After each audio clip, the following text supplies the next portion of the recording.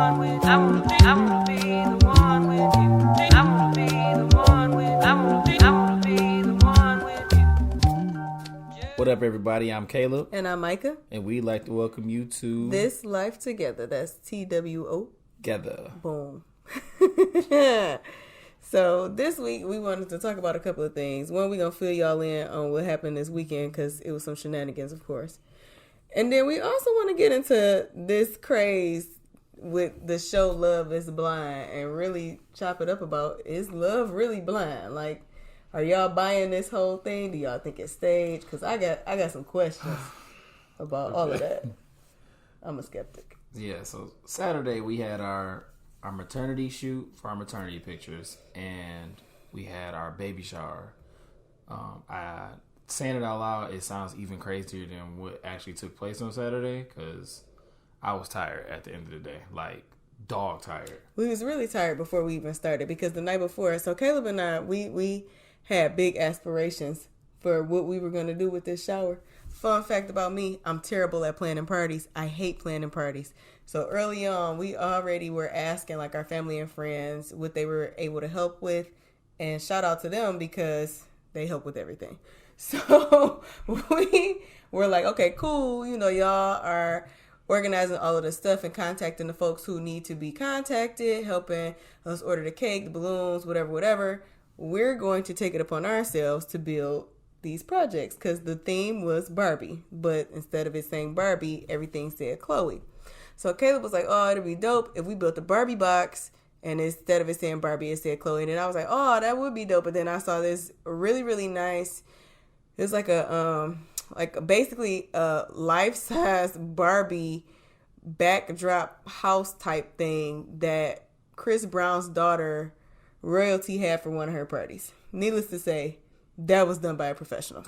Clearly, a lot of money was probably just thrown at whoever was building this. we wasn't doing that. So we went to Dollar Tree. Hold on, wait, before you even get to that point. The second example we had was from El Chapo's daughter's, like, I don't know what birthday it was. That was his daughter. It was El Chapo's Chapo's even more daughter. ridiculous, and we just gave up on that. When I showed my mom what we was trying to do, she was like, I don't know how she cross-referenced the image, but she was like, she had called me like an hour later, like, so you sure you want to do this? And I'm thinking she just, just like, this is too much.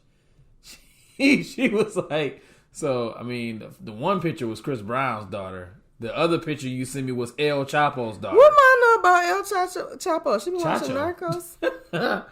I don't know. I don't know what the extent of that woman's knowledge is. She know a lot, apparently. She did speak up.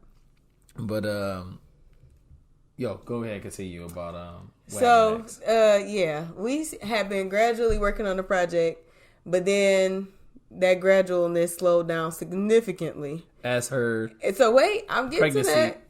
Okay, go ahead. As my pregnancy progressed, the progress did not. Yeah, it was very hard because I'm like, I knew we needed to do it, so I'm like, I'm trying to give her Mike a nudges. Like, no, hey, don't say you was giving me nudges because we had two separate projects, my guy. Did. And you weren't working on yours either. I got further than you did. Did you though? Yes, I actually transported mine and everything. You really did, and that was the only difference. So okay.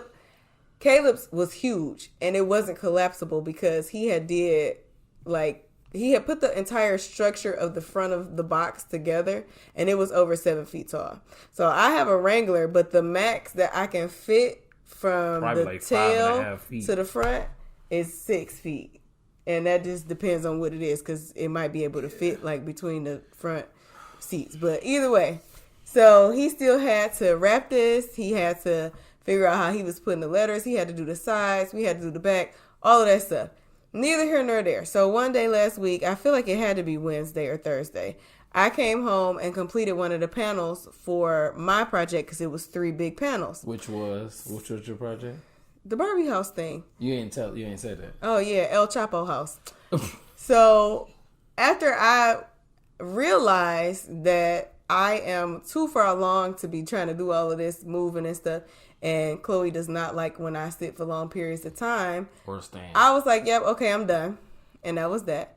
So I was like, you know what? We can transport this to the school tomorrow, which was going to be Friday. this past Friday. We had just finished it there. The other thing is we had so much other running around to do that we didn't actually get to the school until like... Which is the venue where we had the baby shower. 7 to 8. Oh, yeah. The school where Caleb teaches karate is like a real nice space. So we ended up using that. So Friday, I ended up getting off work at 4, which is an hour early. Caleb usually gets off at 4:30, but he teaches. And I'm like, well, babe, you got to get a haircut. So you probably shouldn't teach today. So he goes to get a haircut. This never happens. He walks in and gets in the chair. Hold on. First off, I called my barber. So if anybody watched Atlanta, I'm almost positive that you've seen the episode with Bibby, where he was just going through all of these adventures with his barber. Hilarious. And all he wanted to do was get a haircut. And he was just going through hell trying to get his haircut. So I feel like Fun fact, that's the only episode of Atlanta I've ever seen. That's me. For that season, you can pretty much watch any episode and it's reflective of the whole season. But I feel like as I became an adult, I realized how much trash my barber be on. But it's just like that episode. Like, as soon as you go to somebody else, that's when you can get your head jacked up. So it's kind of like, dang, like, unless I learn how to come on here, this dude really got my head in his hands. You can let me cut your hair. You've been trying to cut my hair for how long? We still ain't bought no. We done bought 100 million things. That's because you low-key don't trust me to do it. But I can do it. Okay. I had you out here, Chris. I'll wait till summer vacation. So I ain't got to see nobody. Just in case you got me on here bald. If you do, if you got me no faith in me. If you got me on here bald, I ain't going to work.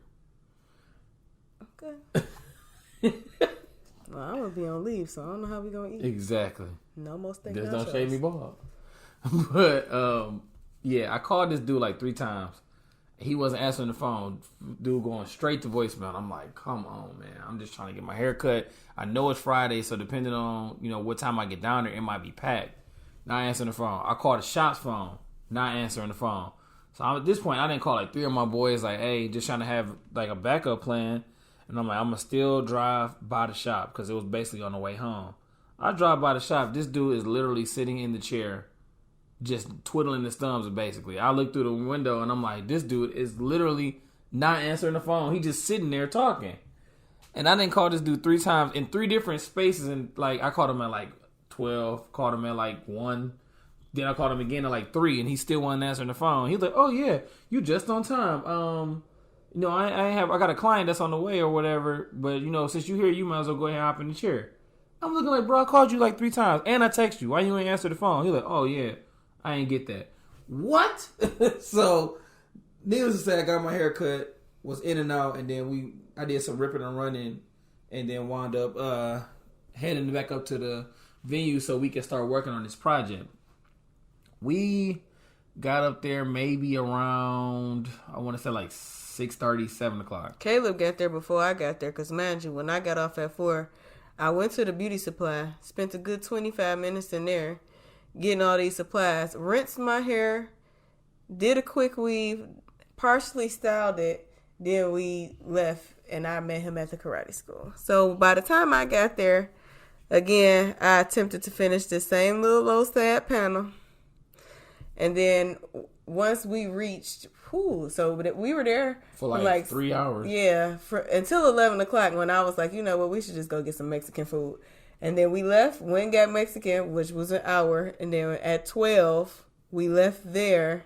Was about to get ready to head home and then realized that we had to get stuff for our engagement shoot, maternity shoot, which was the next morning. Not even like, oh, it was later on in the day, we might be able to get it. Like, it was like, no, we had to be there at 11 a.m., I believe. And then before that, Mike had to get her makeup done. And it was just like, it was so much stuff leading up to that we didn't have time. So we wound up going to Walmart, the only 24-hour Walmart that we could find. And that was like 25 minutes away. So we wound up going there, going to find all of this stuff for this maternity shoot. And I don't think we wound up getting home till close to 1 o'clock.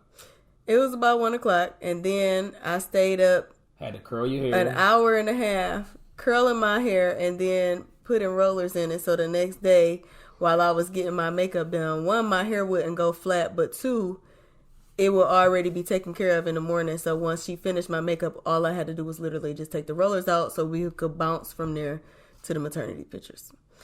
So, also another fun fact. A week ago, my other makeup artist texted me at 11:15 p.m. and was like, yeah, I can't do your makeup no more on that day. I booked this appointment in December, and I was just truly bamboozled.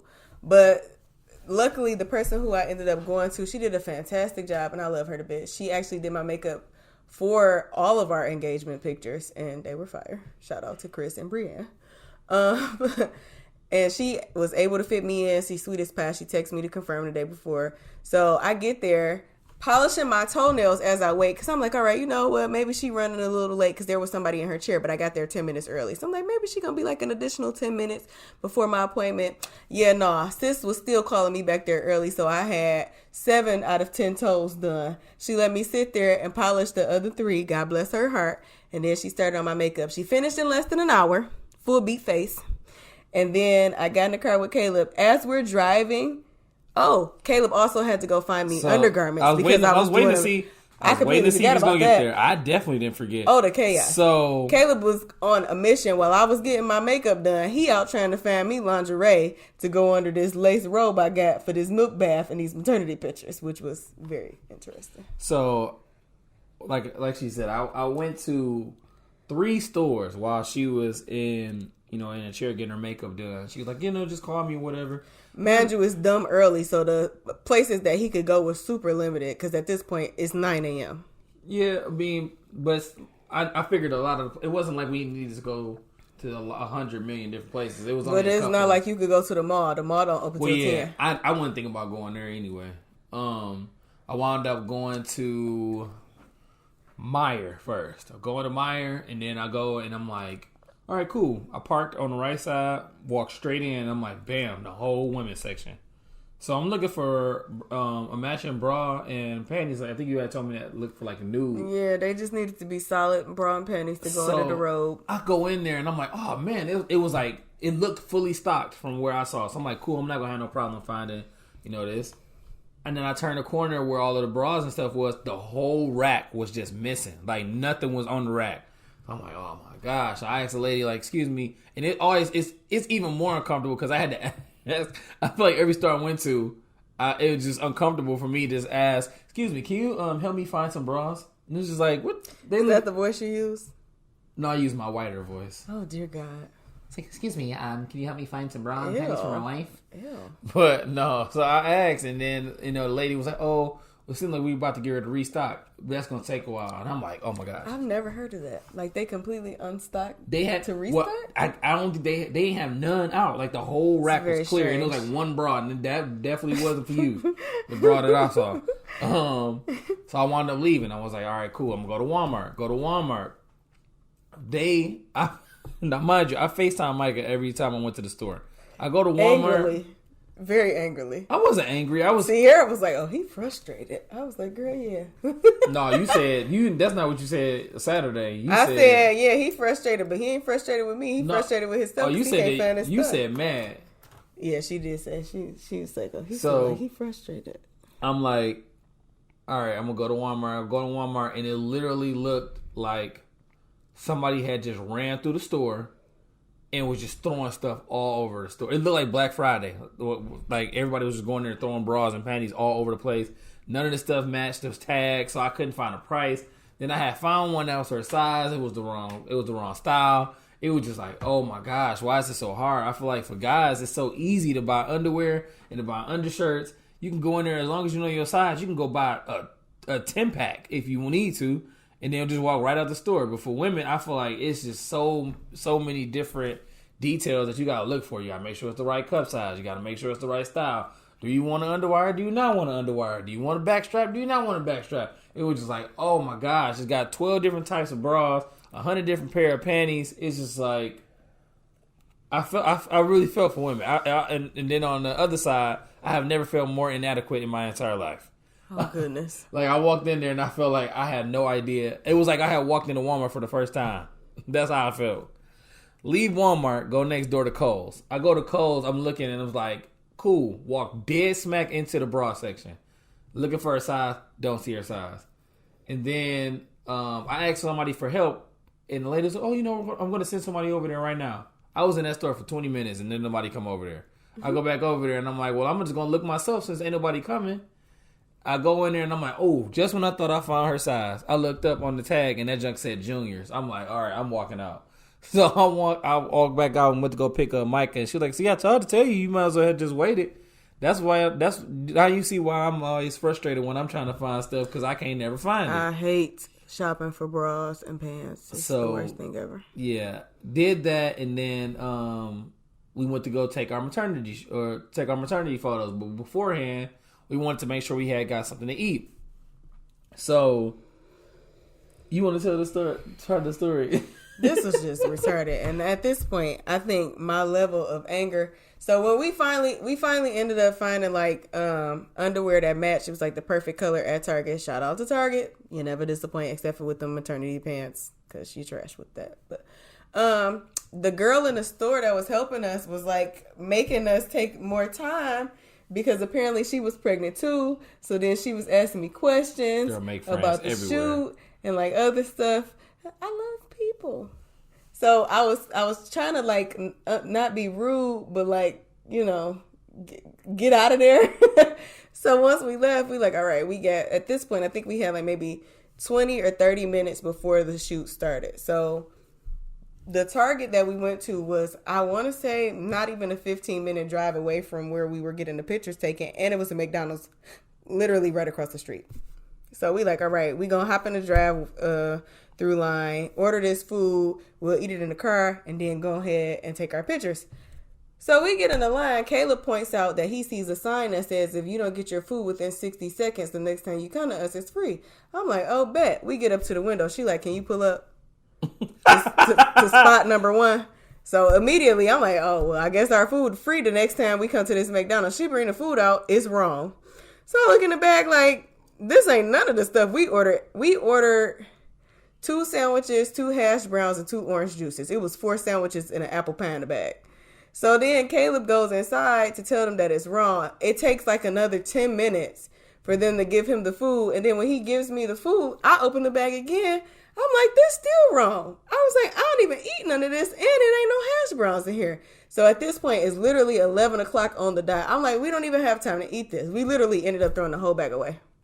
Feel terrible. Threw the whole bag away. The car smelled like burnt pancakes. So we go into, as we're pulling up, we have like a miscommunication with the photographer. So I walk in on 10 regarding that. In the midst of me being on 10, I just had to apologize. Like, you know what? It's just been a lot of stuff happening this morning. Like, it's not even you. It's me. Like, I just need a minute. Like, mind you, he was so confused. So let me explain what happened. So by the time we got to the photography studio, Micah was already livid. And then she went in there and I'm like, all right, take a second. Cause I could see that she was like, it was visible that she was pissed. And I'm like, I'm trying not to have her go in there and just, basically just blow up. So she's like, I'm good, to the point where it was sunny out, but it was not that warm. This girl hopped out the car, didn't have no coat on. I'm like, girl, put your coat on. I don't need no coat. I'm about to go in here. We already late. I'm like, oh my gosh. So I'm trying to get the stuff that we needed to go in. By that time, I closed the door. She already inside. And I'm like, I just hear how she talking, and I'm just like, I didn't know when she apologized. It must have been like after she I literally got walked in and was like, let's just cancel the milk part because I'm not in the mood. I'm not feeling it. So I wanted to talk. He was so confused. He was looking like what you mean? And the reason why is he specifically went out of his way to accommodate us in terms of like buying a clawfoot tub for my milk bath. Those ain't cheap. No, they're like thousands of dollars. So once I got my attitude together, we go ahead and we start changing clothes for the pictures. And then I realized, like, we left one of Caleb's outfits at home. So we like, well, there's that. We just proceed as usual. I'm putting on press-on nails in the midst of getting dressed. It was just craziness, all over craziness. So we taking the pictures. Then we realized at the end of the milk bath, mind you, this was like a first attempt, so we didn't have no towels. So then Caleb has to leave to like go get towels. Then Caleb like, I know this man, but I don't know if I know him enough to be leaving him with my half naked wife while she taking this milk bath. Man, when I tell y'all I went a half a mile to go find some towels, I turned right back around. Oh, they ain't had none. Did you really look? I don't even know. The truth comes out. So not because of Caleb, I had to dry off a paper towel. That ain't because of me. We didn't know that we wasn't gonna have the shoot ran over about an hour. Really? Yeah, it was almost an hour. Then we leave there again. We still on a mission to get food because, mind you, at this point it's almost 1:30 and we have not ate. So we go to Popeyes in Livonia. Bruh, I'm almost. I think I might be done. We sit in the line for 20 minutes because y'all know how y'all act over that chicken sandwich, just to get up to the window to order and for her to say, "1 moment, please, cash only." I've never seen Caleb pull off from somewhere so fast in my life. It was either I was going to pull off or I was going to drive through the building. The craziest part is we actually had cash, but Caleb was so angry and I was so shocked that we just didn't even process what she was saying and we just left. I was pissed. So then we ended up back at another McDonald's to wait in line for another 20 minutes to get the food and it be cold. So then we had to wait some more time. So at this point, it's getting close to 2 o'clock. The baby shower starts at 4. We still got these 2 projects that we done worked on that's unfinished. I need to get changed into my actual baby shower outfit. The window. And we have to drive from our house once we get changed to the venue. The window was closing extremely very, very fast. quickly. So I called my cousin who was spearheading all of this and like organizing for us. And I'm like, hey, I just wanted to check in because she had asked me to call her. And she was like, I can't actually remember what I needed, but she was telling me like something was going wrong, like it was some kind of catastrophe. So I would rather know what the catastrophe is beforehand, so I'm not freaking out once I get there like, oh my God, ain't no decorations, and then I'm just like livid. So I asked her, she like, yeah, we're supposed to be getting a certain color for the sashes on the chairs, and we ended up not getting them, but I sent so-and-so to get them, so that's getting taken care of. Because that's not what I asked them to do. I asked them to do XYZ. And I just had to order like 54 more balloons. And I'm like, okay, well, we could get them for you because we literally have to go to Party City after we get food. And she's like, no, I already ordered them. And it's at the Party City in Livonia. I was like, well, we're literally across the street from there. And we were going there next anyway. So she's like, what? Oh my God. So it worked out perfectly. But we get there. And I don't know if you've ever advanced ordered balloons at Party City, but usually they blow them up and then they put them in an aisle. And once you get there, if it's after the time that you needed them to be ready, you literally just go pick them up from the aisle.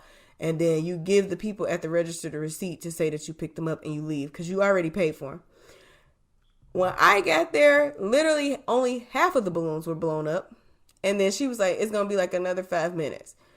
It wasn't going to be another 5 minutes. It was 54 balloons. So we in the store 20 minutes later.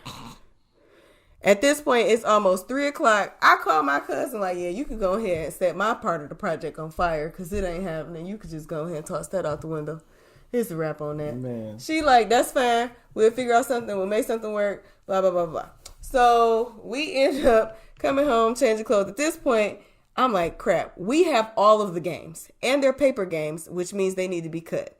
And our baby shower had a total of 100 guests that had RSVP. So I'm like, yeah, this is 50 pieces of paper that need to be cut. And it wasn't like just cut in half. Like you had to cut the edges off too. Yep. So then I sat down and started cutting game sheets. And Caleb was like, no, what are you doing? Yeah, I don't even know what I was doing. And then I finally got done doing whatever that was. And I go upstairs and Michael's supposed to be getting dressed and getting her hair done or fixing her hair and getting her, her outfit and stuff ready. And this girl up there cutting games. I'm like, girl, if you don't get your clothes on, we gotta go. Because by this time, I feel like it wasn't 4 o'clock yet, but it was definitely close. So, I mean, granted, we can be late, but I didn't want to be so late that we was like an hour late or something like that because people still was going to be wanting to eat and yada, yada, yada. So, we wound up finally getting everything situated and we wound up leaving with all of those balloons in the car. So, on the way there, it was like, all right, we're going to drop these balloons or, we're going to drop the balloons off and then we're going to walk in or whatever. We 5 minutes out, and Michael like, we got to go to CVS. I'm like, for what? My press phone popped off. She put her she put her hand in her coat pocket and her nail popped off. And she talking about I ain't going in there with no broken nail. So we had to go to CVS and go get some nail glue. But imagine when we pull up to the venue to drop the balloons off, everybody sees that we sitting outside, and I'm literally the only person who drives the kind of car that I drive and the color that I drive it in. So they just looking at us like, oh, hey. And I'm like, hey, we'll be back. So, yeah. And then we dropped the stuff off. Everybody looking like, oh, there go Caleb. And then they're like, oh, where you going? All right, okay, I guess he's going to be back. We go to CVS. We see one of our cousins in there. So we was like, oh, hey. She was like, hey. She said, hey, loud enough. No, it was hilarious because when I ran up to hug her, she was saying like, hey, like excited. And some lady was staring us down. She gonna yell at the lady talking about, what you looking at? Man. It was like one of those situations where you either want to say it or y'all talk about it after the situation. Like, man, I'm about to ask her what she said. What she looking at? Nah, she yelled that junk in the middle of the CVS. That's not how Harris's get done. And paused the whole store. The whole store was looking like, and then somebody just hit play and everybody went back to normal as if it didn't just happen. I don't even know what happened to that lady. I think she might have left. But did that, got the nail glue, go back there. We walk in, and they had that junk decked out. Like, I done already said it, but I'm going to keep saying it. They did a great job. A phenomenal job. Setting stuff up. Especially with the mess that we had left. Man, because Caleb never finished the project, by the way. He did, like, I say 75% of it, and they just improvised and, like, completely fixed the rest. When we got there, the box was already standing up. Caleb was like, yeah, it was up. I don't know how they put it up, but it was standing. Yeah. I was like, wow. Because the size definitely wasn't on it. And I'm like, well, it was up in the air. I don't care. So when I walk in, my mom and my sister-in-law are... So, like Micah said earlier, I wanted to make a Barbie box to serve as our photo... what's the word I'm looking for? Not backdrop, but basically like our like a photo prop. booth. Or, yeah. So they can actually stand in the box, take the pictures, yada, yada, and this is a life-size box because, again, remember, this is like a 7-foot tall box. 7 foot tall. I think it was about 5 or 6 feet. Yeah, it's wide. pretty wide. So it ain't small. And I had printed out like I had made it to scale, and then see, this is the gift and the curse about being a designer, because I was like, oh, I can make it to scale, and then I'm going to print it out, and then I'm going to be able to see and visualize how it's supposed to look, blah blah blah. I print the letters out so I could put Chloe on there instead of Barbie, but I cut around the edges, but I didn't really cut it out. So when I get there, my mom and my sister are cutting the letters out to put it on the backdrop, and I'm like, dog, I don't even know how y'all found this. They basically, Caleb was adamant that he was not using these letters. They made it work. And then, we basically just continued the program, as scheduled. We got a tremendous amount of love. We had people from work. We had our friends and our family there. And, I think everybody enjoyed themselves. I know I had fun. I mean, it sucked because when you do events like this, same thing for our wedding. So much time and energy goes into something that's only going to last you a couple of hours. And then it's just over. I felt like I was depleted after that day. And then we had to clean up. And it was just it was a whole ordeal. But we had a lot of friends and family that was willing to help in regards to whatever. And I think that's one of the things that I appreciated the most is because y'all know, people are like, oh, call me if you need this. They don't really mean show that. Up and show out. Yeah, you know what I'm saying? People don't really mean that sometimes. They just be blowing smoke. And then when you hit them up, they're like, oh, man, I can't. It's like, well, you really didn't mean that. But, nah, they'll force the help on you. No, you good. No, you're not going to tell me. I literally heard on Saturday, you're not going to tell me what I can and cannot do to help you. So let me tell y'all how amazing our village is. So one of our friends... Naomi and Chris, they were coming over because they have a pickup truck, so they were gonna be helping us transport some of the stuff. We had 5 different cars of friends, shout out to all y'all because y'all are amazing, who helped transport the gifts to our house for us. So when they were coming, I was telling them like, well, I don't necessarily want them to put stuff upstairs in the baby's room because we still working on organizing her nursery. And then we've been trying to get a whole lot better with people, having their shoes on in the house, ourselves included. So we were just trying to figure out a way to alleviate some of the foot traffic in order to get the gifts where they need to go. This man, Chris, said, I will come over and mop y'all floors after we go ahead and put the gifts away. But the crazy thing is, he was serious. Like, I know Chris, and I know he meant that. And it's just like the outpouring of love and support that we've received from our family and friends is beyond me. Like, every time we need them, they're there. And it's not like we're asking them to be there. They just literally, like, observant enough to be like, no, we know y'all need help with X, Y, and Z. Like, we got y'all. Don't worry about this. Like, even, like, our photographer, Major, like, from Delonte to DJ, and, like, so much support and just love from them. And it's just like really, really, really refreshing to see, like, once Chloe gets here, like, she really has a whole support system already. Like, it's trippy to me. Yeah, I think that's one of the things that people, I talk to a lot of dads, especially like dads of like daughters. And then it was just like, oh man, it's going to get real when this happened, or it's going to get real when this happened. And I think I usually get reminded, or like a pinch moment, like when situations like Saturday happen, like where we aren't necessarily like, we're not the focal point of what's happening. It's like basically like people basically pouring out, like you said, just pouring out and helping us in whatever way we need. And I think that that's the thing that really brings it into, like, it makes me realize that it's like really happening, is when it's like, I feel like we both stress out and do stuff all day long trying to make sure stuff is the way it's supposed to be, or if we got this, or if we need to order that. But when we don't have to worry about that, I feel like that's when I feel like when it's real. Like when people are doing stuff for us, and not necessarily just saying like, oh, we always looking for somebody to help us with something. We don't even have to ask, and that's the thing that I think is the beauty of it. And it's never because they expecting nothing in return. It's like genuine love and support. Yeah. So like that outpouring right there, it just made once we got to the shower, like all the anxiety and all the craziness like really melted away. Like we genuinely had fun and enjoyed ourselves. We enjoyed our guests. We enjoyed opening our gifts. Like we got so much awesome stuff. We got so many sentimental gifts. We got a whole library of books. Yeah. Over here. Like, it just really, really means a lot. And we don't take any of it for granted. And I think not only keeping in mind the importance of having a village, but just like the transition that we've gone through personally as a family and how that ripples out to the people around us is really it's just really a sight to see. Yeah, I think that was one of the things that what's today? Thursday. This was not Thursday. I'm tripping. Lord help me, I'm tired. It's Tuesday. It's Tuesday. I got a phone call yesterday. One of my boys, Delonte, called, and he was just like, "Hey man, just calling to check on you. I was gonna give you, some time. The baby shower was Saturday. He's like, I want to give you some time to kind of like just come back down."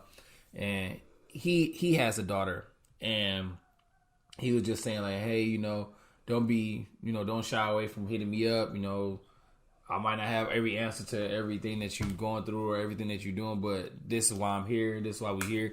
And it just goes back to what we've spoken about many times before, is just having that support system, having those friends that you can do life with, because it's important. And especially in situations like this where I don't know how to raise no daughter. Micah don't know how to raise no daughter. We never had no kids. So it's like, especially considering that we have friends with young children, we have siblings with young children, I think it helps out a lot. And the fact that they're so eager and ready to help us, it definitely means a lot, because first time parents, I feel like it's almost like, I want to almost equate it to like being like a first generation like college student, like where you just don't winging it. You don't know, so you really just like you doing whatever you can to be successful in your own right. So I definitely want to thank everybody for Yes, no matter if you, I don't care if you got us just a card. I don't care if you got us a gift card. I don't care if you got us one book. I don't care if you got us a pack of diapers. I feel like I look at everybody exactly the same, just the same level of appreciating everything that we got. Because I don't think y'all understand. Like I was just looking at all of these boxes of diapers Little that we baby is got, set. and I'm like, cool. Also, our living room and dining room are like legit covered in baby paraphernalia. Like we have all of the diapers. It's about 20 boxes of diapers in our dining room right now, and wipes, and a baby toilet, Yeah, and a baby potty. bullet. Yeah, and I can't even tell, a convertible booster seat.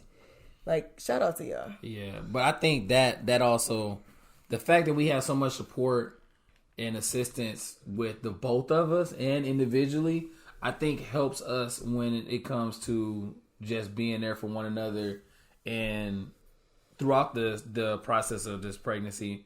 And I think it definitely makes it a little bit easier because it's less to worry about, it's less to stress about, and it's just less to think about. Sometimes it might even just be a matter of somebody's just trying to give us ideas of what to do, especially like for like date night or things to cook or things to avoid and stuff like that. We've been chilling after Saturday though. Yeah. I say it's so. Our goal Sunday was to do nothing, like nothing, like church. My mom came over because she needed our help with something, but other than that, our goal was to do like nothing. So on Monday, Caleb had to go back up to the school and open the door so the chairs and the tables that we rented could get picked up. But other than that, he was off. He taught class. I went to work. Once we got off work, all right, back to chill mode. Like, I'm so exhausted in the third trimester. It's to the point where Caleb is like getting concerned because of not only how quickly I fall asleep, but how hard I am asleep and the fact that I'm snoring.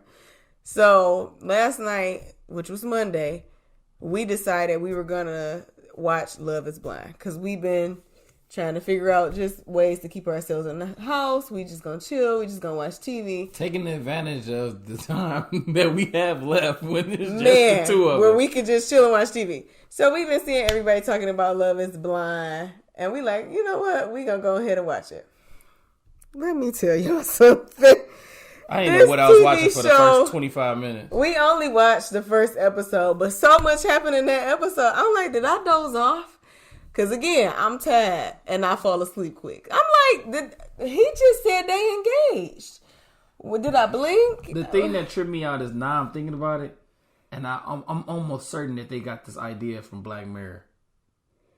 Like it seemed like something that had to be on Black Mirror. Yeah. Oh, I'm only gonna go off the sound of your voice, and then I'm gonna marry you after 4 days. What? So we got to talk about I just want to know, what do y'all think about the whole concept of love being blind? I don't think that it's impossible to fall in love with somebody who you're not necessarily physically attracted to. And I also know that people do online dating and all of that kind of stuff without ever, seeing the person, or y'all got y'all JPay love set up, whatever the case may be. I just want to know, how are y'all getting to the point where you feel like you in love with somebody that you've never seen? You've only talked to them for a couple of hours each day. And on day 4, you like, you know what? We getting married. Like that's crazy to me. It's trippy because I just looked up the meaning of Love is Blind to see if I could find like the Eve song popped up. I don't even know it you did. and I hate you. That was the second thing. It was underneath meaning, which is saying a lot. I looked up Love is Blind. It said, used to say that people do not see the faults of the people that they love. And I feel like people use it in another way though. I feel like they use it for like they're almost using it as a double entendre in this case, just because they're trying to make it seem like love is blind, meaning you don't actually see the person at all. Well, old girl really gonna be surprised because my man said he used to date men, but bruh, yeah, that is. So we made it to that coming. I think episode 2. I don't even know if like literally the beginning of episode 2, but there was so much happening, and I really, really pay attention to the things that people say in a way that they word things. So I feel like the very first person that I realized, I'm like, either this is scripted or these people are really crazy. My man's went into the conversation room, into the pod, and was basically asking the girl all of these questions to make himself feel secure. Like, so why should I pick you? what if I decide that I want to go to Vegas and turn up? How are you going to handle that? Diamond and my man's, I can't think of his name, but I just was like, what is his name? the dude with the bald head. He was a PK too. But I can't remember his name. And it just was really tripping me out. I'm like, all of the questions that he's asking her seems like he's very insecure, which ended up making more sense as the episode unfolded because, one, you say you used to date men, now you're looking for a wife because you want the security of a family and blah, blah, blah. But you're also not comfortable enough with explaining to the person that you want to marry that you used to date men. So that's already one thing. But you're not even giving her the opportunity to decide if she's okay with that or not because you lied about it. Like, you're purposely omitting this from the conversation. And it's like, you talking about you want to marry this person, but you can't even be forthcoming with them. Why? You don't have a relationship any different with them than you do with other people. It's just been 4 days. I thought it was extremely weird. And the way it was like, for some of these people to be 34, 37. Only one of them was 34. A couple of them were like, 2 of them were 37, I think. Mm-hmm. So it was like, I can see how some people were like, oh, well, I just want to be married. You should never be so ready for something that you don't even think. So many people kept saying that. I'm just so ready to be married. Like, you don't even think about who it is that you're marrying. You don't know nothing about this person. You going off of their... You basically talk... Like, the way that the show was structured, it was almost as if there was, like, high school kids talking on the phone. That's how it sounded. Like, they wasn't talking about nothing. Sure. None of their conversations had any... What are some of your hobbies? Depth. Oh, wow. What are the things you like to do? Oh my God. I feel like I heard almost everything except what is your favorite color? This is the thing that tripped me out. Every time they showed a girl, at least in the first episode, it's like, oh my God, I just love your laugh. Oh my God, you're so funny.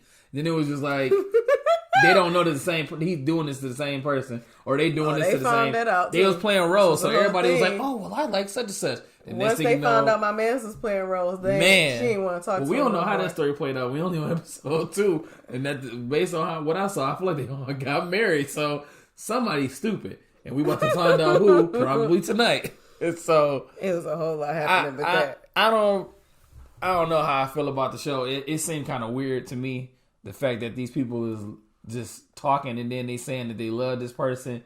After a couple of days. Like, for me, those are such red flags. A couple of days in 2 conversations. Such a red flag to me. So, the only principle about the show that I do like is it is forcing people to communicate, but there's much more signs than...